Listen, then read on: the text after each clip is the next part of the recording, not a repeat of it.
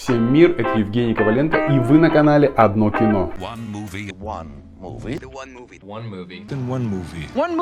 Посмотрел мультфильм «Спирит непокорный». Он расскажет нам о Лаки Прескотт, юной бунтарке, совсем как ее мама, легендарная бесстрашная наездница, которую дочь почти не помнит. После очередной шалости заботливая тетушка Кора, которая вырастила девочку, отправляет ее жить к отцу. Теперь все, о чем мечтает Лаки, это вырваться на волю из этого маленького крошечного сонного городка. Но все меняется, когда она знакомится со Спиритом. Это дикий мустанг, такой же упрямый и независимый, как она сама.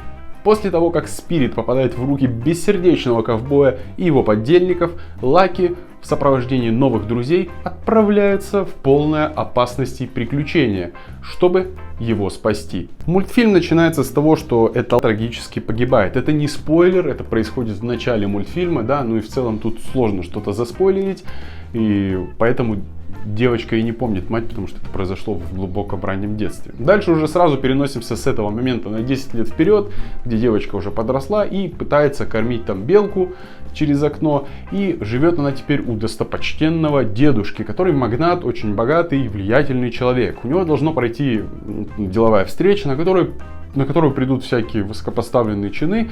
Этой встречей дедушка должен доказать, что он заслуживает новую высокую должность. И все должно пройти гладко. Но Лаки совершенно случайно испортила этот вечер тем, что она открыла окно, и та белка, которую она пыталась кормить, ворвалась там через это окно, побежала через квартиру, начала бегать везде и устроила бардак. Жаль, что это была белка не из ледникового периода.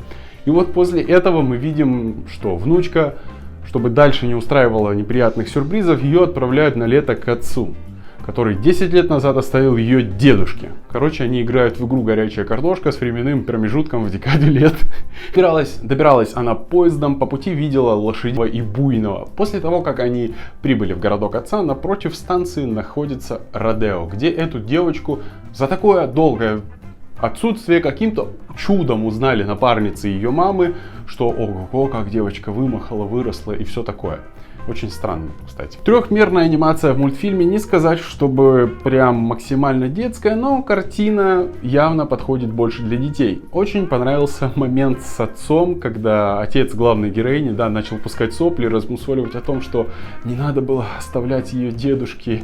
И только он хотел начать всю вот эту вот страдальческую историю, да, как второй персонаж его прервал и говорит: слушай, давай отправимся на поиски дочек, давай оставим на потом все эти муки совести, не сейчас, хорошо? Ну, меня прям улыбнуло. Мультфильм идет 1,5 часа, вообще оптимально, идеально подходящая для этого. В мультфильме, конечно же, есть песни, которые я не очень люблю. Я, в принципе, не люблю песни в кино и мюзиклы, вообще самый мой нелюбимый жанр. И сам мульт с песни начинается, но тут их немного. То есть в самом начале и еще 2 песни спустя, там, я не знаю, по полчаса времени. То есть он не перегружен песнями, да, и самое главное, эти песни не сопровождаются там какими-то танцами людей или животными, или людей с животными. За что огромный плюс. Стоит ли смотреть мультфильм «Спирит непокорный»? Знаете, бывают мультфильмы, которые можно смотреть и взрослым, и детям, или там родителям со своими детьми очень весело вместе можно сесть и посмотреть.